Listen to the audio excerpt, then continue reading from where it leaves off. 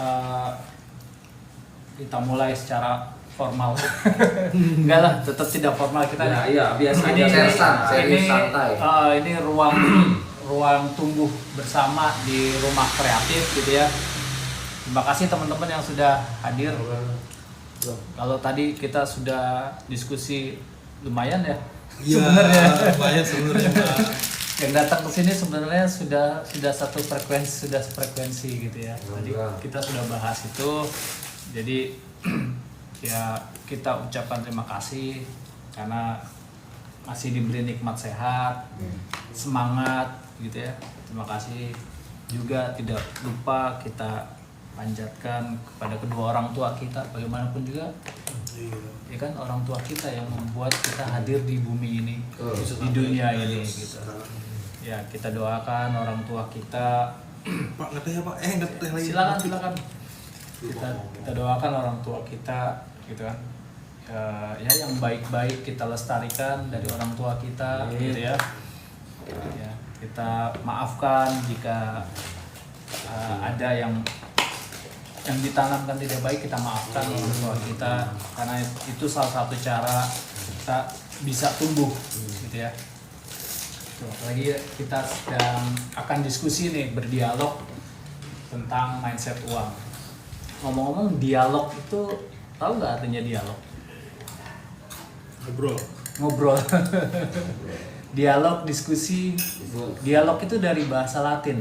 Oh, iya. Artinya di dan logos. Di itu dua. Kalau kita dua kan, misalnya di. Kalau bahasa Prancis du. Kalau Latin di.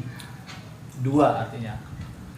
Logos itu perbincangan, percakapan, gitu. Jadi ada dua percakapan antara dua. Dua Jadi, orang lah. kalau sendiri bukan dialog, namanya monolog. Kalau di sini ngomong sendiri. Kalau di sini mah self-talk, ngomong sendiri. Colin kaca beda. Kalau dialog itu ada dua Individu. Bisa dua individu atau dua hal yang punya tingkatan pemahaman berbeda gitu ya, untuk bertukar informasi, bertukar pikiran gitu ya, namanya dialog. Nah, sini makanya saya bilang ini dialog aja kita gitu ya. Saya bukan ngajarin, saya bukan dosen ekonomi. Saya juga bukan finance expert gitu ya, financial expert. Kita di sini belajar sama-sama. Ngasih ilmu juga Pak ya. Iya. Karena belajar yang paling efektif itu kita membaca, mendengar, dan menyampaikan. 3 panca indera kita pakai. Saya habis baca buku, baca literatur gitu ya. Terus saya dengar dari webinar yang pernah saya hadirin gitu ya.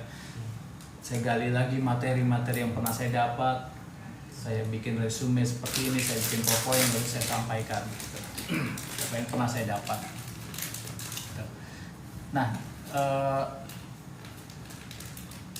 Nah, di sini kita minggu lalu kita sudah bahas sesi pertama ya, tentang kategori mindset yang satu, tentang hakikat dan nilai uang ya, the nature of money.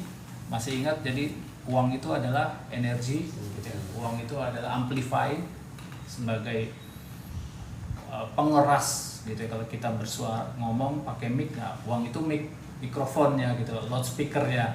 Artinya apa? Kalau memang orangnya ngomongnya A, di sana keluarnya pasti A-nya lebih besar. Artinya apa? Kalau diri kita di sini memang sombong, pelit, ya keluarnya juga sombongnya pelit. Orang kaya juga akan sombong dan pelit. Kalau orang di sini hatinya dia jahat, tidak baik, dengan adanya uang dia juga tetap akan jahat dan tidak baik.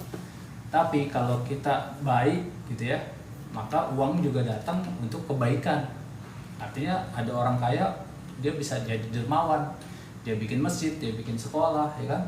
Nah itu artinya uang itu amplify, dia menjelaskan apa yang sudah ada di dalamnya gitu. Jadi uang itu sebenarnya netral, tidak buruk juga tidak baik, uang netral gitu ya. Itu yang kemarin kita bahas di mindset yang pertama. Di yang kedua ini kita akan bahas tentang persepsi terhadap orang kaya. Kita mau lihat persepsi, kalau bahasa Inggrisnya shadow of wealth, ya, bayang-bayang kekayaan, kesejahteraan. Ya. Karena ada orang yang takut terhadap bayangan. Dia takut terhadap bayangan. Bayangan itu kan, kalau tadi saya gambarin nih bayangan tangan kita nih. Ini ada tangan, ini yang tangan mana? Yang ini kan? Ini bayangan. Tapi ada orang yang takut dengan bayangannya. Gitu. Ya. Itu persepsi jadi ya, persepsi terhadap orang kaya. Nah, nanti berikutnya sampai yang terakhir itu ya, kita bahas tentang harga diri, kepantasan, juga kita akan bahas tentang paradigma kerja dan bisnis. Bagi yang bekerja dan berbisnis itu seperti apa sih paradigmanya ya. Kemudian ilmu sendiri nih tentang literasi dan manajemen keuangan. Tadi kita sudah bahas juga pintas bahwa dapetin uang itu butuh ilmu sendiri, mengelola, memanage ilmu sendiri, ngembangin uang, investasi uang, ilmu yang lain lagi. Ya, jadi memang ini lumayan panjang gitu ya, nggak cukup satu hari. Kalau kita bahas juga seharian nggak selesai. Ya, kita hanya intro di sini ya, dasar-dasar aja. Kemudian kategori yang keenam kita nanti akan fokus kepada faith sama choice, gitu ya. Kita punya pilihan dan kita apakah nasib kita ini mau seperti ini terus apa enggak gitu? Apakah nasib bisa dirubah nggak sih? Gitu. Ya kan? Ada yang bilang udah nasib kita begini, ya udah. Ya begitu aja. Ya begitu aja. Karena dia nanamnya kayak begitu ya. Iya. Begitu kepalanya kasih komen, kasih perintah ke seluruh tubuh, ya udah nasib begini, ya udah seluruh tubuh ya oke setuju. Ya kan? 50 triliun sel menyetujuinya. Susah banget. Jadi kita langsung connect ya. Iya, komandonya di kepala kita ini kan, di pikiran. Kalau komandonya bilang udah nasib kita miskin kayak gini, keluarga kita miskin kayak gini, ya udah 50 triliun sel kita akan menyetujuinya. 50 triliun itu ya sel kita, dia hanya tunduk pada perintah pikiran kita. Gitu. Ya. Maka itu tinggal diganti aja perintahnya kan. Iya. Oke, dirubah lagi mindsetnya. Nanti kita belajar juga reframing namanya. Reframing itu kayak bingkai, sini nggak ada bingkai ya. Di rumah kalau ada yang punya bingkai foto orang tua gitu ya, kan bingkai, framing ya. Nah, kalau fotonya bagus tapi bingkainya buluk, juga kan ngelihat nggak enak, ya kan? Tapi kalau fotonya bagus, kita bikin frame-nya dari emas, ya kan? Kan melihatnya juga beda, spesial gitu ya. Jadi kita akan reframing ulang gitu. Oke. Kalau dari struktur kita masih di internal blueprint. Kita lagi kemarin kita masih di kategori 1 dan 2 ya. Kita masih membahas di tahapan fondasi. Karena memang strukturnya seperti ini, kita bertahap. Kita nggak bisa langsung mastering kalau kita nggak tahu internal blueprint kita. Ya, kayak mau bangun rumah ya. Kita nggak pernah bisa bangun rumah kalau kita nggak punya fondasi yang kuat. Kalaupun bisa, rumahnya nggak kuat, nggak tahan lama karena angin. Kan ada yang angin puting beliung, rumahnya pakai atap baja ringan terbang. Iya. Iya, nggak kuat gitu. Ya. Nah, kita masih di internal blueprint. Kita cek dulu blueprint kita tentang uang gimana. Di situ nanti kita akan hancurkan tembok-tembok penghalang, mental block kita dengan konsep yang baru, dengan mindset yang baru. Nanti di kategori ke-3 dan 4 itu masuk ke dalam identitas dan skill. Nah, itu ilmu baru lagi karena di situ kita sudah mulai bisa membangun kepercayaan diri ya. Kita juga belajar memandang cara mendapatkan uang dan rezeki dengan cara yang berbeda, dengan sudut pandang yang berbeda gitu ya. Bukan dengan cara yang selama ini kita pakai gitu ya. Jadi ternyata cari uang tuh bisa dengan cara begini gitu ya. Oh cari uang dengan tiduran aja juga bisa ya. Iya. Tidur leha-leha dapat duit bisa toh. Oh bisa gitu. Masa dan Jadi gimana caranya? pelihara tuyul. Ternak deh, Ternak tuyul. Ternak tuyul. Tuyul gimbal. Kalau kan gesek-gesek ke tembok sama jaga lilin gitu kan. Ya. Itu artinya apa? Ya, ada kan ilmu kayak gitu kan? Ada. Iya. Benar atau salah? Ya silakan masing-masing menilai gitu. Tapi memang ada kan ilmu, ada orang yang cara mencari duitnya mudah banget gitu. Oh iya. Jaga lilin aja gitu. Ya kan? Nah, jadi tinggal bagaimana kita memaknainya gitu ya. Nah, setelah itu baru kita bisa tumbuh dan kita menguasai mastering gitu ya. Kita bangun bisnis, kita bisa ngontrol bisnis kita gitu ya. Kita juga berani mulai berinvestasi gitu. Dulu saya takut berinvestasi. Ya dulu ya. Karena memang dunia investasi itu memang butuh skill juga. Selain skill juga Idle money tentunya juga. mindset juga. Gitu. Tentang investasi, apa sih sudut pandang kita tentang investasi gitu. Ya.